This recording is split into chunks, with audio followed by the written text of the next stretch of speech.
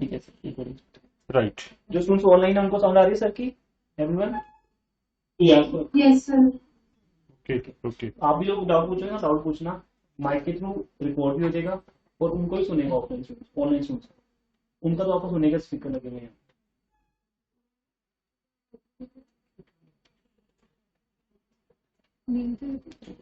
Okay तो कुछ लोग आज पहले दिन आए, राइट। तो मैं जो पिछला लेक्चर है उसको थोड़ा सा ब्रीफ कर दूं साथ में, कि ये जो इनकम टैक्स का सिस्टम है, ठीक है, ये जो इनकम टैक्स का सिस्टम है ये 1 साल पीछे चलता है। उसका रीजन क्या है कि 31 मार्च को जो साल खत्म हुआ है अभी 2021 में, हमारे पास इनकम का डाटा उसी साल का है। करंट ईयर का डाटा किसी के पास नहीं है, क्योंकि करंट ईयर तो 31 मार्च 2022 को जाके खत्म होगा। इसका डाटा 31 मार्च को ही कंप्लीट होगा। तो आज की तारीख में अगर मैं किसी का इनकम टैक्स कैलकुलेट करना चाहता हूं तो वो पिछले साल का ही हो सकता है, इस साल का हो ही नहीं सकता, क्योंकि इस साल तो अभी चल रहा है। इसलिए इनकम टैक्स का सिस्टम हमेशा 1 साल पीछे चलता है। और जब मैं कहता हूं कि 1 साल पीछे चलता है, तो पीछे को क्या कहते हैं, प्रीवियस। तो ये जो सिस्टम है वो ये है कि आज हम जो टैक्स की कैलकुलेशन करेंगे वो पिछले साल की करेंगे, और उस साल की जो कैलकुलेशन है उसका हिसाब इस साल में होगा, क्योंकि 1 अप्रैल को नया साल शुरू हो चुका है। इसीलिए उसको हम जो 31 मार्च 2021 को साल खत्म हुआ है, we call it previous year. तो ये जो मैंने आपको नोट्स दिए हैं उसमें यही लिखा है, this is a period of 12 months, income of which is chargeable to tax. In our case, this period is from 1st April 2020 to 31st March 2021. Any person who has earned income in this period is liable to pay income tax if its income is taxable. फिर बात आती है कि अब 1 अप्रैल 2021 को नया साल शुरू हो चुका है। इसका हिसाब 31 मार्च 2022 को खत्म होगा। जब हम 2022 के 1 अप्रैल को क्रॉस करेंगे तो इसका डाटा हमारे पास आ जाएगा, ये प्रीवियस ईयर बन जाएगा। अब प्रेजेंट सिचुएशन क्या है कि जो पिछले साल का डाटा हमारे पास है इनकम का, उस पर टैक्स पे हो चुका है, क्योंकि टैक्स पे करने का सिस्टम क्या है, एज यू अर्न पे टैक्स। जो सैलरीड क्लास है उनका तो इवन क्या होता है, हर महीने एम्प्लॉयर की लायबिलिटी है टैक्स काटने की, वो टैक्स काट के ही सैलरी देता है। लेकिन जिन लोगों का टैक्स काटने वाला कोई नहीं होता, जैसे बिजनेस लोग हैं, बिजनेस में लोग हैं, उनका टैक्स काटने वाला थोड़ी है कोई, वो लोग एडवांस टैक्स पे करते हैं। एडवांस टैक्स पे करते हैं 4 किस्तों में, और 3-3 महीने की किस्तें हैं, 4 किस्तों में एडवांस टैक्स पे करते हैं। और जब वो पे करते हैं, नॉर्मली एग्जैक्ट डाटा तो उनके पास होता नहीं, एस्टिमेटेड होता है। हाँ, किसी का बिजनेस हो सकता है पिछले साल से डाउन चला जाए, किसी का बिजनेस हो सकता है पिछले साल से अप चला जाए, तो उसका एक एस्टीमेट सा लगा के जितना टैक्स पिछले साल जमा करवाया था उसके हिसाब से वो टैक्स जमा करवाते रहते हैं, उसको एडवांस टैक्स की किस्तें कहते हैं। और 15 मार्च लास्ट डेट होती है उनकी एडवांस टैक्स जमा करवाने की। तो वो जो टैक्स जमा हो चुका उनका 15 मार्च को हो चुका, दूसरे लोगों का 31 मार्च को हो चुका, उसका हिसाब इस साल में किया जाएगा। इसको हम असेसमेंट ईयर कहते हैं। जैसे आपने बोला एडवांस टैक्स, तो वो करंट ईयर के बिहाफ पे होगा ना, या पिछले साल? नो नो नो कैसे मतलब? बच्चे, ऐसा है, पिछले साल टैक्स दिया था ना आपने, हाँ जी, वो सरकार कहती है उतना तो दो, मतलब वो स्टार्टिंग में ही दिया जाएगा 4 किस्तों में, स्टार्टिंग में नहीं, स्टार्टिंग से ही देना शुरू हाँ, होगा। 3 महीने 3-3 महीने करके 4 किस्तों में दिया जाता है। वो इसलिए रखा गया है कि मान लो 3 महीने बीत गए, आपको एक एस्टिमेट तो हो ही जाएगा मेरा बिजनेस डाउन हुआ है क्या हुआ है, सेल आपके पास है, ठीक है ना। अगर ज्यादा हो गया है तो थोड़ा सा टैक्स और ज्यादा जमा करवा दो, एस्टिमेटेड है वो। तो कोई भी अपना टैक्स उस समय तक एग्जैक्ट कैलकुलेट नहीं कर सकता जब तक उसके पास उसके पूरे साल की फिगर्स ना हो, कोई भी नहीं कर सकता। सैलरीड क्लास इसलिए कर सकता है कि उसकी सैलरी लगभग सारा साल एक जैसी रहती है, एक बार बढ़ती है, इंक्रीमेंट लगती है, साल में एक बार ही लगती है। मान लो 1 जुलाई को लग गई, अप्रैल मई जून 3 महीने की सैलरी पुराने रेट में, और जुलाई से लेके 9 महीने की सैलरी नए रेट से। तो उनके पास तो एक एस्टिमेट, रादर एस्टिमेट करेक्ट होता है। और फरवरी के महीने में उनको पता है मार्च वाली सैलरी मेरी कितनी आनी है, इसलिए उनका तो कोई झगड़ा ही नहीं। वैसे भी आपको एक बात बता दूं मैं, इस देश में टैक्स पता कौन पे कर रहा है? Salaried class.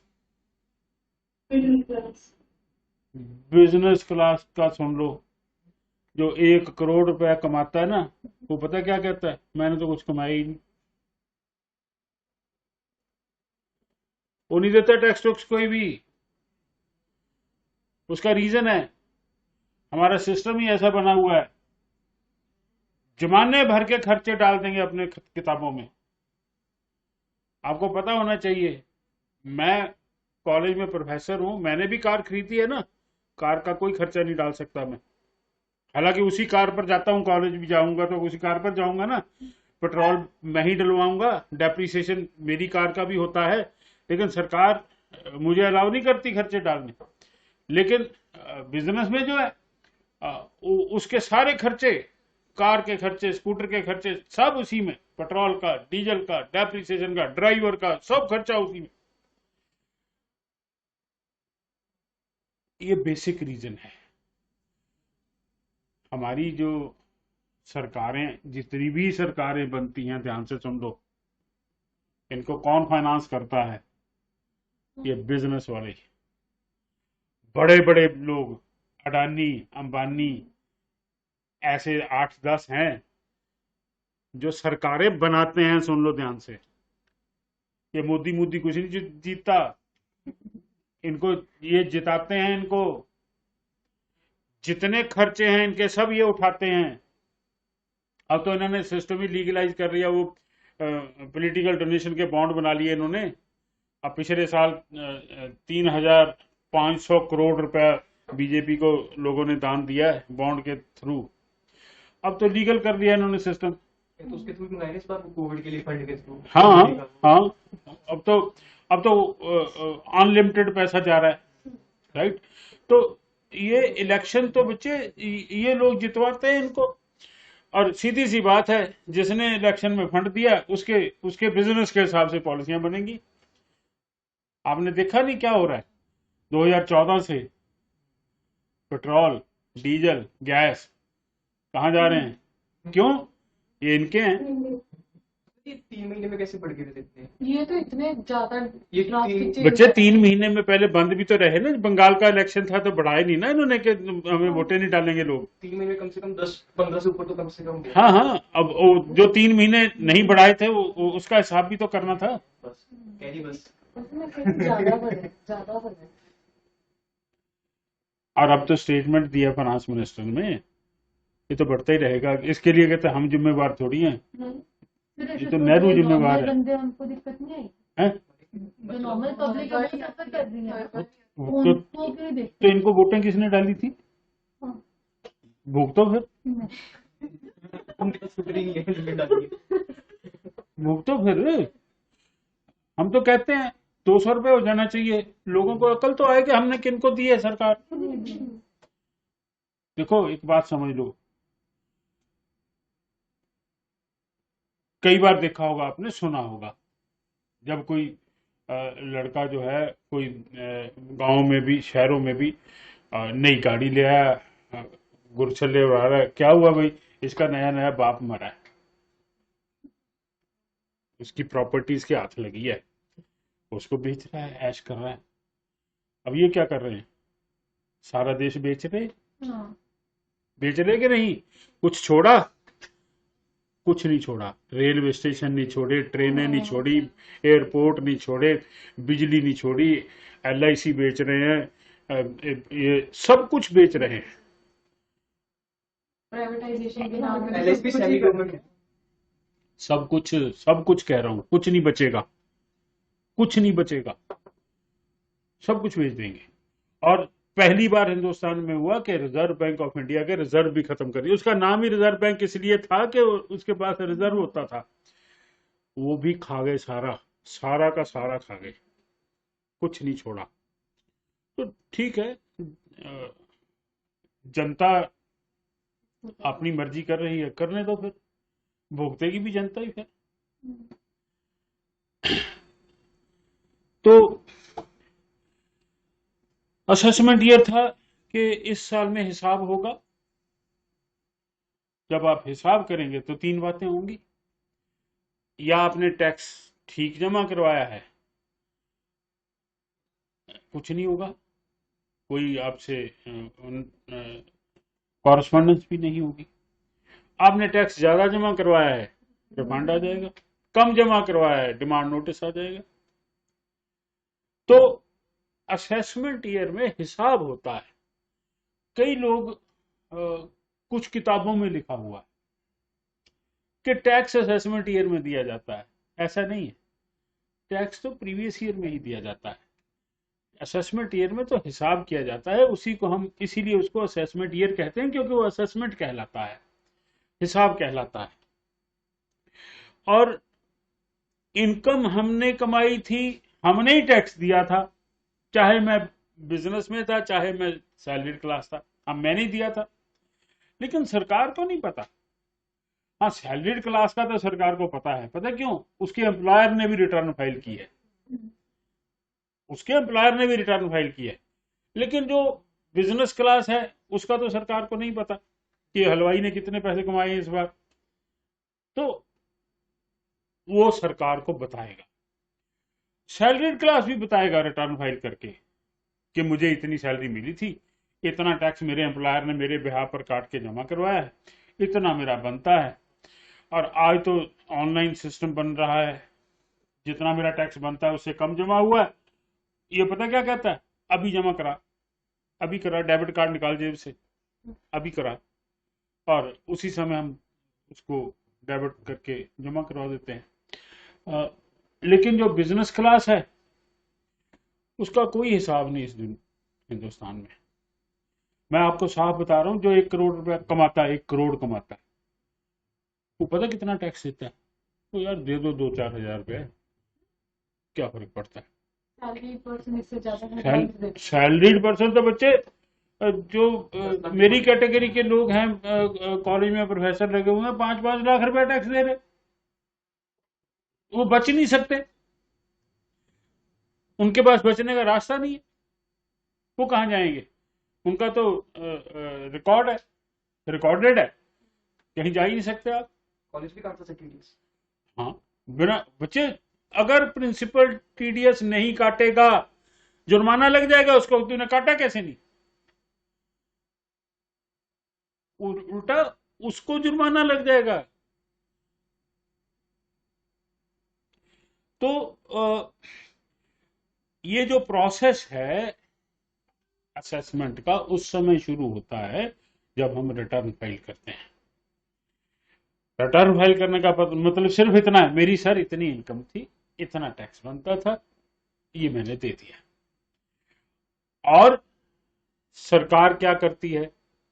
सरकार मेरी जमा करवाई हुई रिटर्न को असेस करती है कि इसने ठीक कैलकुलेशन भेजी है, राइट। अब क्योंकि पहले तो पता क्या होता था, टैक्स कैलकुलेट करने के लिए मैनुअली करना पड़ता था, फिर टैक्स कैलकुलेटर आ गए, अब कुछ नहीं करना पड़ता।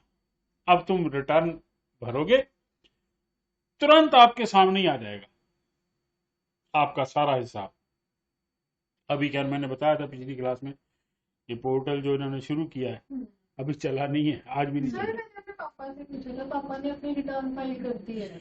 बच्चे सुनो ध्यान से, मतलब ऐसे कह रही बड़े लोग हैं जिन्होंने कर दिया है, मम्मी के ऑफिस में भी जो है लेकिन रसीद है उनके पास, एक्नॉलेजमेंट है। मम्मी के ऑफिस में जैसे मम्मी फॉर्म 16 डिस्ट्रीब्यूट हाँ, करते हैं, हाँ, ऐसे अकाउंटेंट है, हाँ, तो मम्मी ने भी कहा कि काफी जा चुकी है, रिजेक्ट जा तक चुकी नहीं हैं जा बच्चे। चुकी है। सुनो ध्यान से, इसके 3 सिस्टम रिटर्न फाइल करने के। पहला सिस्टम क्या है, जब रिटर्न बन गई मैं उसको रिटर्न को फाइल कर दूंगा, तो उस रिटर्न को वेरीफाई करना है। वेरिफिकेशन के 3 प्रोसेस। नंबर 1, आप अपने बैंक अकाउंट के थ्रू वेरीफाई कर सकते हो, मैं बैंक अकाउंट से ही करता हूं हमेशा। नंबर 2, आप अपने आधार कार्ड से वेरीफाई कर सकते हो। दोनों सिस्टम में क्या है, ओटीपी आएगा। ये अभी फोन चल रहा है मेरा, इसके बाद आपको दिखाऊंगा मेरे पिछले साल के ओटीपी आए हुए हैं। मैं वो ओटीपी उसमें डालूंगा, मेरी रिटर्न वेरीफाई हो जाएगी। फिर मुझे एक्नॉलेजमेंट बकायदा इशू होगी कि आपकी रिटर्न फाइल हो गई, ये रही आपकी एक्नॉलेजमेंट, कोई सर्टिफिकेट वगैरह सर्टिफिकेट हो सर ऐप पे वेरीफाई कैसे करूँगा? गया। वेरीफाई आप कैसे करोगे बैंक से? इसका ऐप नहीं खोलना। मैं जब मेरा जो बैंक अकाउंट है वैलिडेटेड है, वो जुड़ा हुआ है मेरे इनकम टैक्स के पैन नंबर से, कनेक्टेड है। जब मैं कहता हूं ना मैं अपनी रिटर्न अपने बैंक अकाउंट से वेरीफाई करना चाहता हूं, तो मैं क्लिक करूंगा, वो मैसेज मेरे बैंक को जाएगा, बैंक सरकार को भेजेगा कि हाँ इसका अकाउंट हमारे पास है। सरकार मुझे एक ओटीपी भेजेगी कि ये ओटीपी इसमें डाल दो, मैं ओटीपी डाल दूंगा, वो रिटर्न वेरीफाई हो उस जाएगी पोर्टल से ही होगी ना? पोर्टल से ही। दूसरा तरीका क्या है, आधार। आपका अगर आधार कनेक्टेड है आपके मोबाइल से, तो आपके मोबाइल पर ओटीपी आएगा। मेरा कनेक्टेड भी है, ओटीपी कभी नहीं आया, आज तक नहीं आया। बैंक से आ जाता है, पिछले 5 साल से मैं बैंक से ही वेरीफाई कर रहा हूं। एक तीसरा रास्ता है जिसको आज लोगों को चुनना पड़ रहा है, जो किसी समय पर एक ही रास्ता हुआ करता था। क्या? रिटर्न फाइल करिए, उसका प्रिंट निकालिए, 120 दिन के अंदर अंदर बेंगलोर के एड्रेस पर उसको पोस्ट कर दीजिए। आज जो रिटर्न फाइल हो रही हैं इसी तरह से हो रही है। वो ऑप्शन है मेरे पास, आज भी है। टेक्निकल से लेके फिर पोस्ट पे आ गया। हाँ, वो पहले ऐसे ही था ना, आज से 5 साल पहले यही था। 5 साल पहले तो यही सिस्टम था, रिटर्न फाइल करो, उसका प्रिंट निकालो और उसको पोस्ट कर दो 120 दिन के तो अंदर। आपको कैसे पता चलेगा कि वेरीफाई और फिर सरकार उसको खुद वेरीफाई करती है। ठीक है, ये तीनों सिस्टम आज हैं, लेकिन पहले 2 सिस्टम काम नहीं कर रहे हैं, आज भी नहीं कर रहे हैं। मैंने रात को चेक किया, अभी नहीं कर रहे हैं। हाँ, वो पोस्ट करने वाला अभी भी है, पर मैं उस पर नहीं जाऊंगा।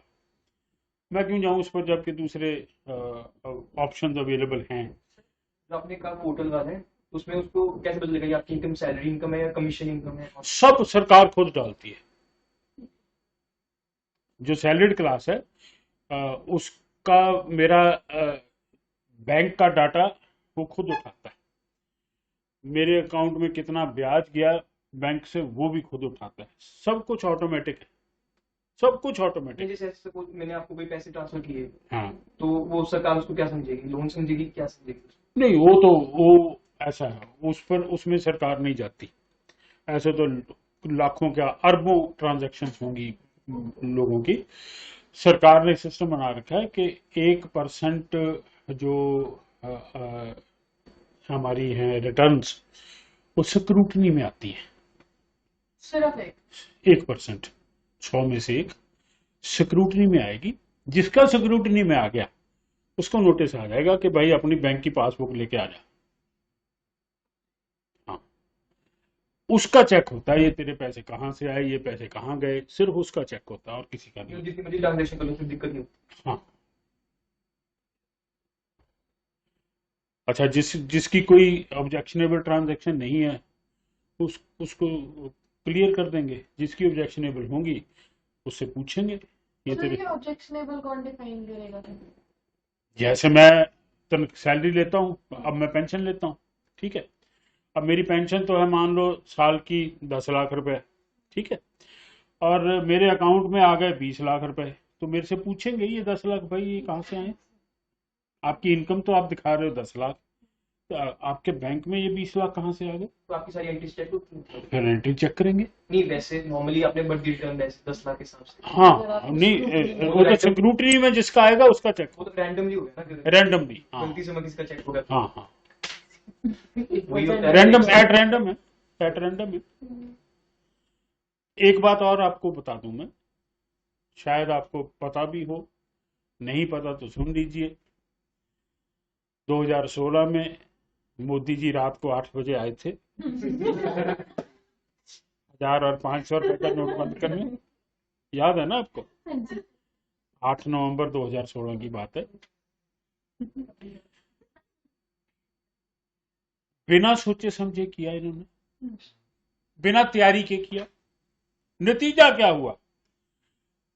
नकली नोट भी जमा हो गए बैंकों में, नकली नोट भी। जितनी करेंसी सर्कुलेशन में सरकारी रिकॉर्ड में थी, उससे ज्यादा पैसा बैंकों में जमा हो गया। इन्होंने ये सोचा था कि जिनके पास 2 नंबर का पैसा है वो बैंक में जमा नहीं करवा पाएंगे, लेकिन हुआ क्या? 2 इफेक्ट हुए इसके। नंबर 1, सारी ब्लैक मनी वाइट हो गई, सारी ब्लैक मनी जो थी वो भी वाइट हो गई। नंबर 2, जो नकली करेंसी थी वो भी वाइट हो गई। But still, banks का एक proper mechanism होता है, like they check the notes before मतलब deposit करने के लिए वहाँ पे machine होती है। उस समय कोई मशीन काम नहीं कर रही थी, सब बैंक बिके हुए थे। आपको शायद ना पता हो, बैंकों के जो ऑफिसर थे करोड़पति हो गए उन दिनों में। आपको इन बातों का पता नहीं होगा, करोड़पति हो गए वो लोग। ये पेट्रोल पंपों वाले, पेट्रोल पंप पर चलता रहा पुराना नोट, पेट्रोल पंप वाले के पास शाम को 1 लाख रुपया ले जाओ, वो तुम्हें 75,000 रुपया दे रहा था 1 नंबर का, 75,000। 1 लाख रुपया ले जाओ, पुराने 500,000 के नोट, 75,000 के नए नोट ले आओ उनसे। और ये धंधा पता है कितने दिन चलता रहा? 3 महीने चलता रहा ये धंधा, 3 महीने चलता रहा। सर वो डेट भी कितनी एक्सटेंड की थी कि अब पुराने नोट बंद हो गए, बंद हो गए। हाँ वो मार्च करते, तक चली गई थी। हाँ मार्च तक चली गई, 31 मार्च तक चली गई। 8 नवंबर को नोटबंदी हुई, 31 मार्च तक चलती रही वो। नतीजा क्या हुआ? और जो समझने वाली बात है, अगले 20 साल के लिए हिंदुस्तान डुबो दिया। अगले 20 साल के लिए कह रहा हूं मैं, नेक्स्ट 20 इयर्स के लिए सत्यानाश हो गया इस देश का। एंड नोबडी नोज इट, किसी को नहीं पता कि क्या हो गया।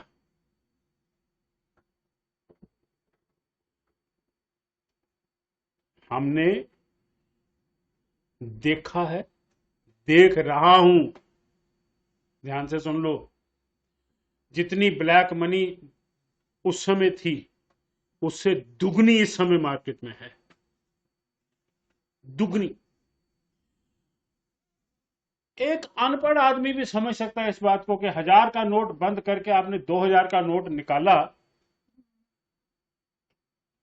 1000 का नोट बंद किया, 2000 का निकाला, क्या करने के लिए? ब्लैक मनी खत्म करने के लिए। और बढ़ी, और बढ़ा दी। एक अलमारी में अगर 5 करोड़ आता था ना, अब उसमें 12 करोड़ आता है। उसका साइज भी घटा दिया,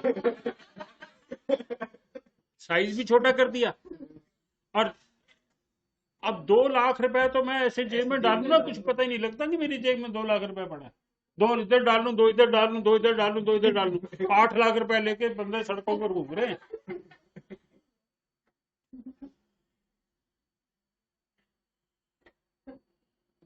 कौन सी इकोनॉमिक्स है भाई? ठीक है ना, ठीक है। दुनिया देखो, ना साडा मनमोहन सिंह रिश्तेदार ते ना साडा मोदी रिश्तेदार। ਅਸੀਂ ਤਾਂ सिस्टम ਨੂੰ पढ़ाने वाले लोग हैं। ਸਾਨੂੰ ਤਾਂ ਇੰਨੀ समझ आई है कि ये तो खेल खेला गया है, खेल खेला गया है। और आपको पता होगा 2 दिन पहले ही, यानी कि अमित शाह के बैंक में लगभग 900 पता नहीं 85 करोड़ रुपए जमा हुए हैं, 2 दिन पहले हुए हैं। 8 नवंबर को नोटबंदी हुई है, 6 नवंबर को 985 करोड़ रुपए उसके बैंक में जमा हुए हैं। और जनाब जी हिंदुस्तान के होम मिनिस्टर हैं। तो ये तो जो चल रहा है हमारे सामने है, ये कोई छुपी हुई बातें थोड़ी है। कितना छुपा लोगे आप लोगों से, पढ़े लिखे लोगों से तो नहीं छुपा सकते आप। सर इनका नहीं इनकम टैक्स कटता है, इनका भी तो पता लगा। इनका टैक्स सरकार देती है, आपको नहीं पता। सिक्योरिटी भी नहीं आएगा, इनका थोड़ी आएगा, वो तो राजा है, हम तो हमारा थोड़ी कुछ जाएगा। सर जब डिमोनेटाइजेशन हुई थी सर कैसे तो उसमें जो इनके जो खुद के बंदे होंगे उन्होंने पहले ही सब कुछ कर दिया। मतलब अगर 8 नवंबर को हुई है तो वो 7 नवंबर को देखो करके बैठ गए। कुछ लोगों को तो पहले ही पता था, जो इनके अपने खास लोग थे उनका तो पहले ही पता था, क्योंकि बैंक रिकॉर्ड बता रहे हैं ना अब कि 6 तारीख को पैसे कैसे जमा हो गए। जब 8 तारीख को नोटबंदी हुई है तो इसका मतलब उसको पता था कि नोटबंदी होने वाली है, 6 तारीख को इसीलिए जमा हुए।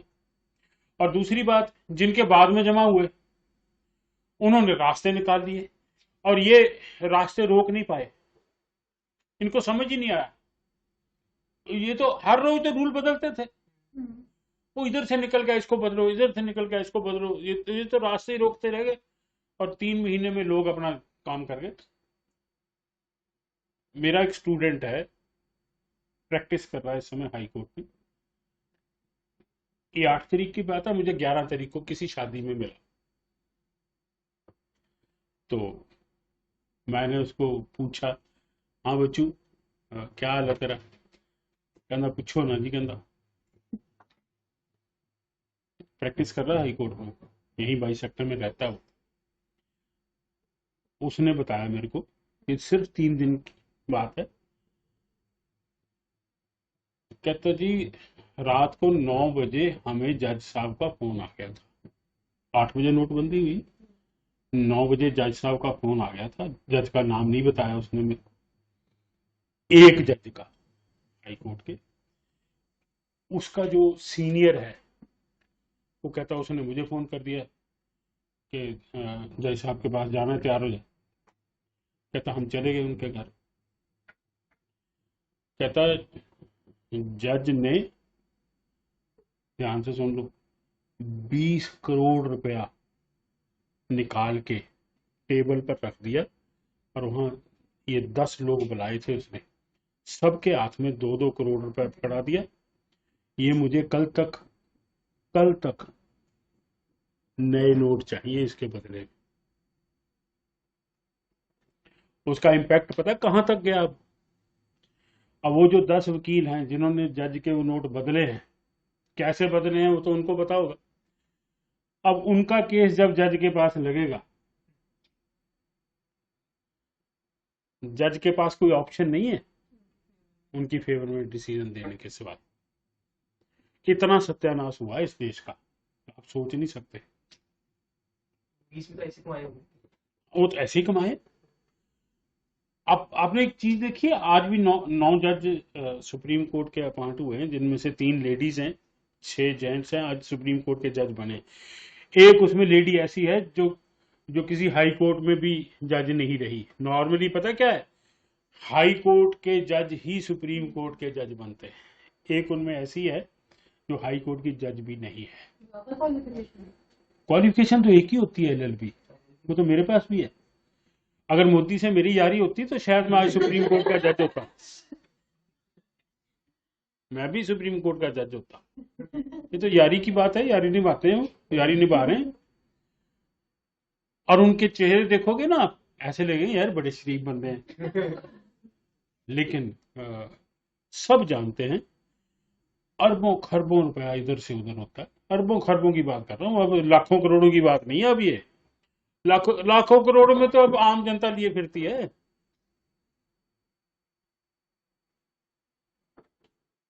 ओके, तो इनकम टैक्स रिटर्न फाइल करने की डेट वैसे 30 जून होती थी, फिर 31 जुलाई कर दी। अब 30 सितंबर की हुई है इन्होंने। एक्सटेंड होगी पक्का, क्योंकि अभी तक पोर्टल नहीं चला, वो ठीक तरह से चला नहीं। अब ये आज 31 तारीख है, 31 है ना।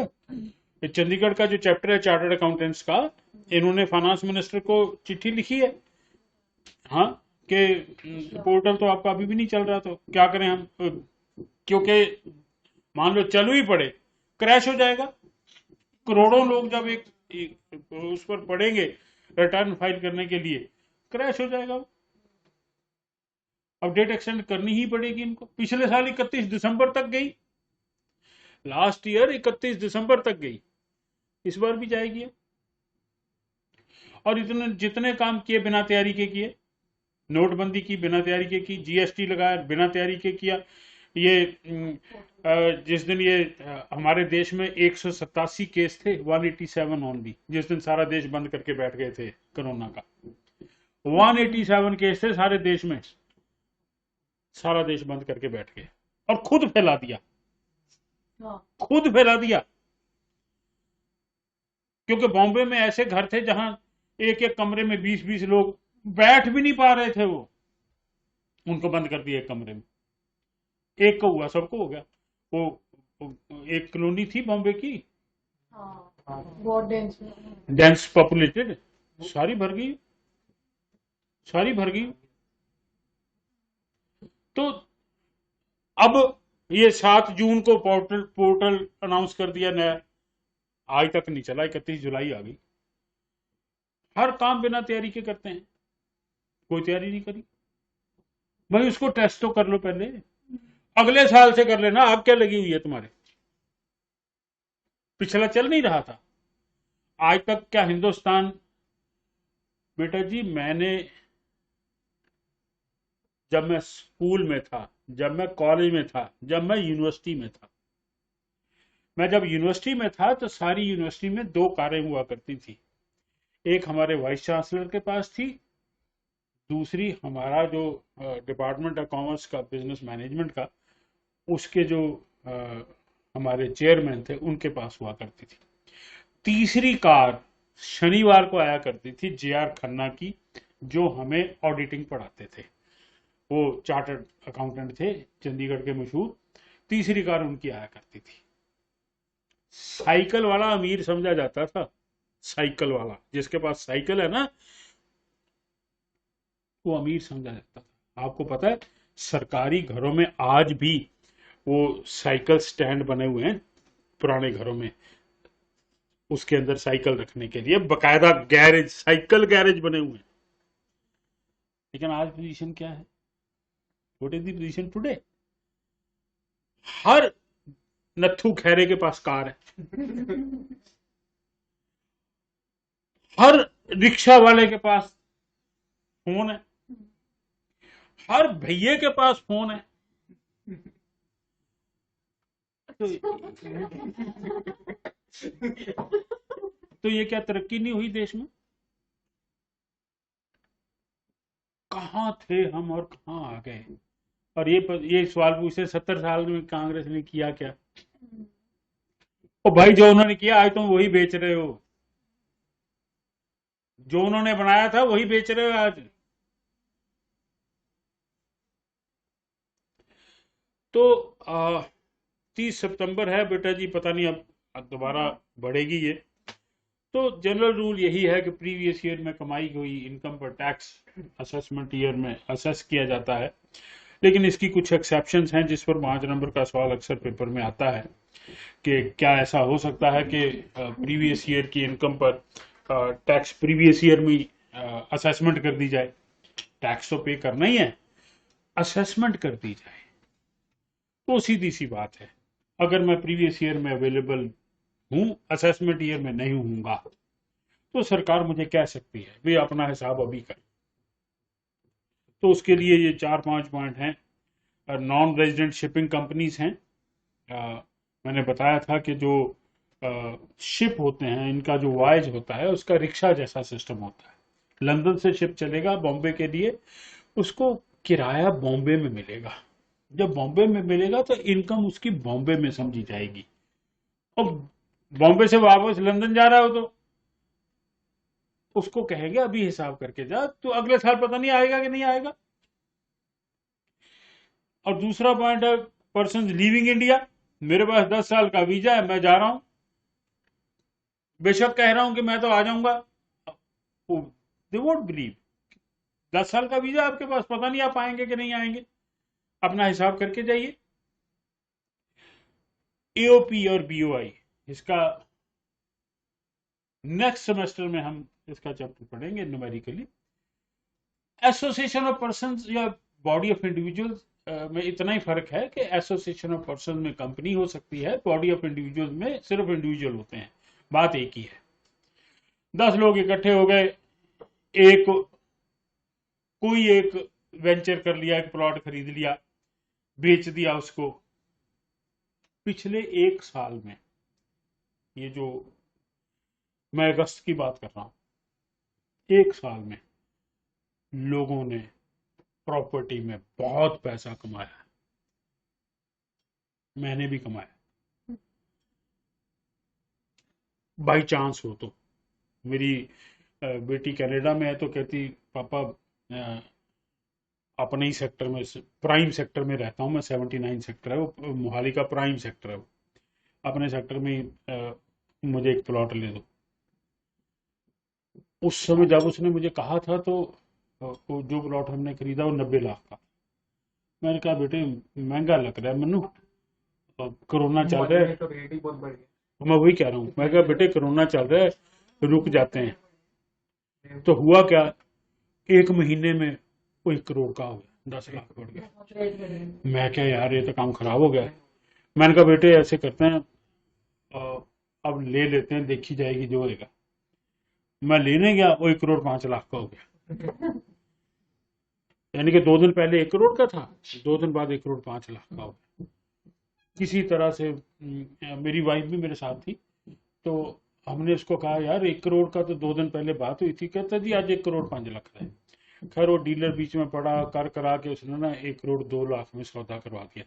मेरी वाइफ तो कहती छड्डो परे, एवं 2 लाख फालतू मंग रहा है। मैं कहा जो खरीदने जाओ चिंता नहीं करी थी, जब करोड़ खरीदने ला रहे थे 2 लाख और सही, और असि वो खरीद लिया। ये 14 अगस्त 2020 की बात है, इसी महीने की, साल हुआ आज 1 करोड़ 65 लाख का है। This has happened. मेरे तो होश ही उड़ गए कि यार इतनी आग लग गई 1 साल में। बेटा जी मैं सारी जिंदगी में 50 लाख नहीं कमा सका। मैंने 35 साल नौकरी की है प्रोफेसर दी, 50 लाख रुपए नहीं कमा जोड़ सका। लोगों ने 1 साल में करोड़ों रुपए बना लिया, 1 साल में ही। अभी भी कहां रुक रहा है, और बढ़ता जा रहा है। नहीं वो बिल्डर्स वगैरह खरीद रहे हैं और उससे आगे ज्यादा महंगे। ये एक्चुअली दिल्ली से कहते हैं लोग आ रहे हैं, हाँ। बहुत दुनिया दिल्ली से आई है। मेरी सोसाइटी है वहाँ पे, डीएलएफ टोल पार्क के ना, शिमला कालका हाईवे पे। हाँ हाँ वहाँ पे भी कम से कम 30% फ्लैट्स खाली थे। हाँ 1 साल में कम से कम हमारे फ्लैट की 25 लाख की कीमत बढ़ गई। मैं कह तो रहा हूँ, पता नहीं क्या हो गया। दिल्ली की बंदी आई है। दिल्ली से आई। मैंने वो डीलर से पूछा ये क्या हो रहा है, कहता जी दिल्ली तो बहुत दुनिया आ रही है। अच्छा और सुनो, नोटों की बोरियां भर के ला रहे हैं वो, बोरियों में भर के नोट ला रहे हैं वो, और डीलरों ने नोट गिनने की मशीनें लगा रखी हैं, धड़ाधड़ नोट गिने जा रहे हैं। ये इम्पैक्ट है नोटबंदी का, ध्यान से समझ लो, ये नोटबंदी का इम्पैक्ट हुआ है। बहुत बुरी तरह से काम खराब हुआ है। बट रेट एकदम से कैसे बढ़ गया? हम पिछले बच्चे साल जैसे 50 लाख पता है क्या हुआ, बच्चे जिसके पास पैसे हैं उसने खरीदना शुरू कर दिया। अच्छा दिल्ली में जब कोरोना फैला, वो कहते इथे रहने का फायदा की है, जिथे जिंदगी और मौत में जूझते रहेंगे हम तो किसी खुले एरिया में चलते हैं। ये आपने इस एरिया में फैलाया दिल्ली वालों ने। हाँ दिल्ली वालों ने किया। ये जो फिर सारे बिल्डर्स है ना, वो ले जा रहे हैं, जैसे पुरानी कोठियां हैं, हाँ उनको फिर गिरा के नई कोठियों में बना के और महंगे बेच। हाँ वो तो है ही बच्चे, वो तो बिजनेस है फिर। वो तो बिजनेस है। मैं बता रहा हूं आपको, आज से 20 साल पहले जब बॉम्बे में राइट्स हुए थे, ये जो 20 सेक्टर के शोरूम है ये अभी बने नहीं थे, ये भी इसके प्लॉट ही थे, यहाँ 1-2 शोरूम बने हुए थे।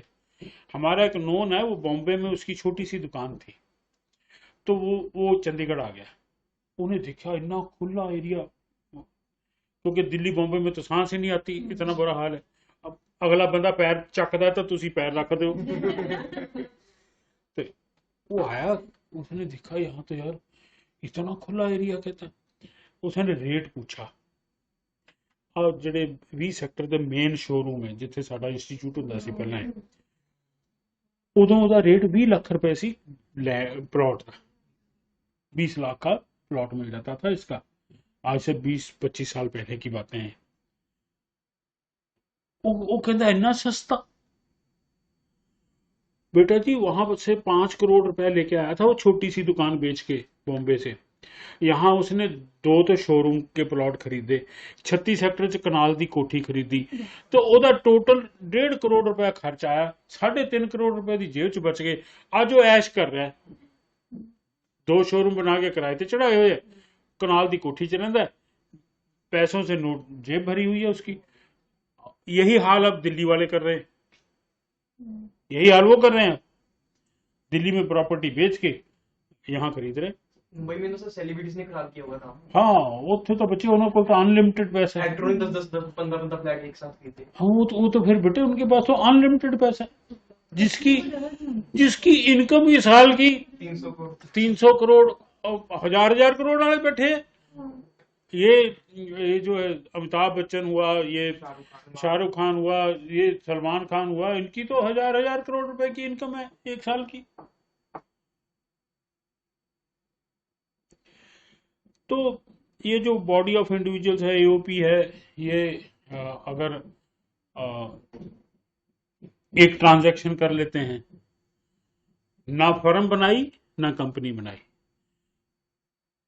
10 लोगों ने मिलकर एक प्लॉट खरीदा, दुगना रेट हुआ, उसको बेच दिया, टैक्स तुरंत देना पड़ेगा, क्योंकि दोबारा खरीदोगे कि नहीं खरीदोगे भगवान जाने। और चौथा केस है, आप अपनी एसेट ट्रांसफर कर रहे हो, मैंने पिछली क्लास में भी एग्जांपल दी थी, एसेट्स की इनकम एक ही बंदे की है तो उसको हैवी टैक्स लगेगा, क्योंकि टैक्स स्लैब रेट है, 2.5 लाख से ऊपर 10%, 5 लाख से ऊपर 20%, 10 लाख से ऊपर 30%, ये स्लैब रेट है हमारे। अब अगर आपकी इनकम 1 करोड़ की हो गई, आप 30% में आ गए। 10 लोगों में बांट दो 1 करोड़ को, 10 लाख से नीचे आ जाओगे, आप 20% में आ जाओगे। अगर आप ऐसा करते हो तो जिस दिन करोगे उस दिन तक का टैक्स का हिसाब करना पड़ेगा। मैंने एग्जांपल दी थी 34 सेक्टर में एक शोरूम की, ऐसे ही हुआ था उसमें, उसने 26 लोगों में बांट दी अपनी प्रॉपर्टी ताकि टैक्स का रेट 10% ही आ जाए। रजिस्ट्री के टाइम दिया था कि वो अलग होता है ना, उसको तो पता ही नहीं था, वो एग्रीकल्चरिस्ट था, एग्रीकल्चर लैंड बेच के आया था, उसको पता ही कुछ नहीं था। जो रजिस्ट्री पे टैक्स देते हैं वो कौन सा होता है? वो तो बच्चे सरकारी फीस है, वो टैक्स तो सरकारी फीस है, 2 तरह की है, एक रजिस्ट्रेशन फीस है, एक उसके ऊपर सरचार्ज है, वो 2 तरह की है।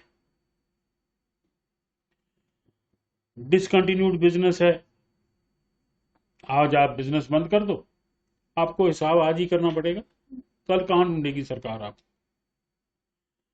तो ये तो इंट्रोडक्टरी क्वेश्चन था। उसके बाद ये जो क्वेश्चन है रेजिडेंशियल स्टेटस का, ये मैंने आज करवाना था, लेकिन आज क्योंकि कुछ लोग बच्चों ने पिछली क्लास अटेंड नहीं की हुई थी तो इसलिए हमें उसको डिस्कस करना पड़ा। ये जो रेजिडेंशियल स्टेटस का क्वेश्चन है ये थ्योरेटिकली हमेशा पेपर में होता है और 5 नंबर के न्यूमेरिकल में होता है।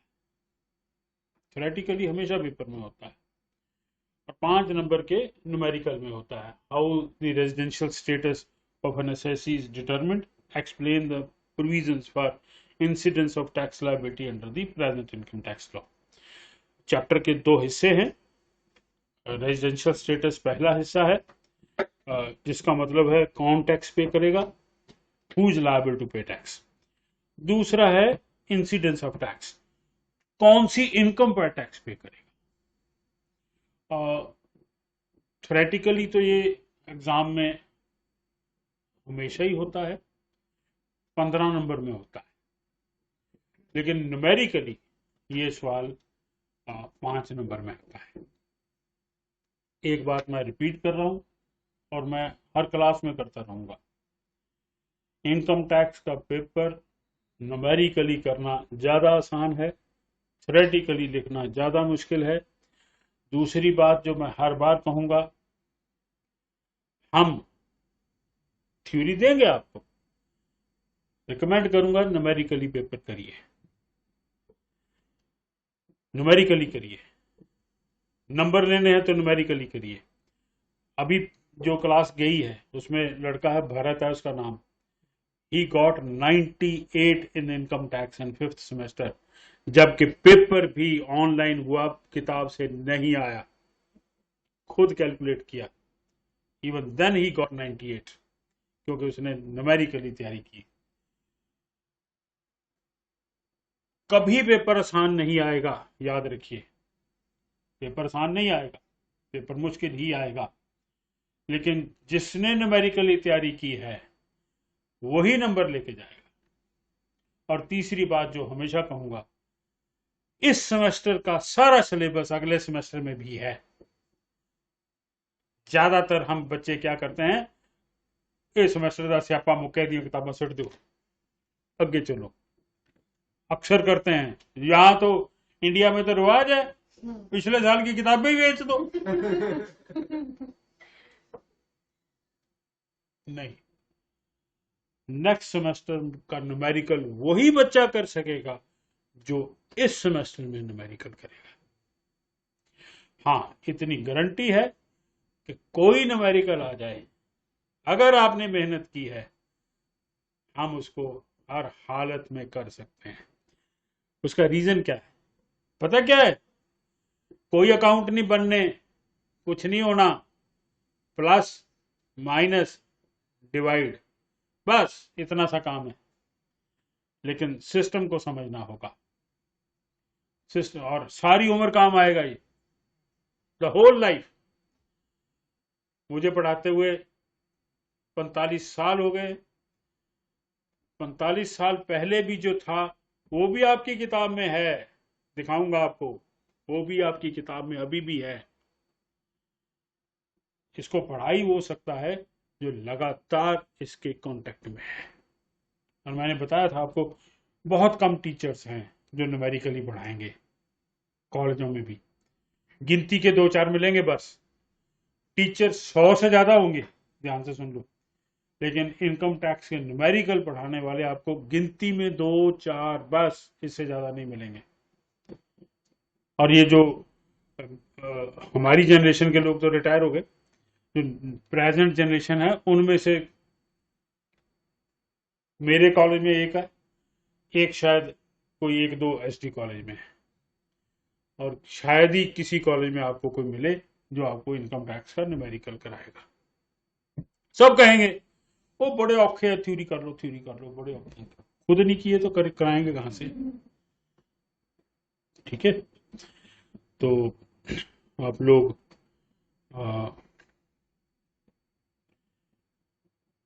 ये मान के चलो कि हम न्यूमेरिकली इसको हैंडल करेंगे और विद कॉन्फिडेंस करेंगे। बहुत प्रैक्टिस के लिए बहुत सवाल हैं आपकी किताब में। किताब आज छप के आ रही, अभी मेरी बात हुई थी पब्लिशर से, ऑल इंडिया एडिशन तो ऑलरेडी मार्केट में है, जिसको आप मोटी किताब कह रहे हो, वो ऑल इंडिया एडिशन है। उसमें क्या है, अगले सेमेस्टर का सिलेबस भी उसमें है, नेक्स्ट जो सेमेस्टर है उसका सिलेबस भी उसके अंदर है। आप उसको खरीदोगे तो उठानी मुश्किल होगी आपको, अभी जाकर पूछ लेना, वो मिलेगी? नहीं मिलेगी। आज तो अभी प्रिंट होके लुधियाना पब्लिशर के पास पहुंचेगी।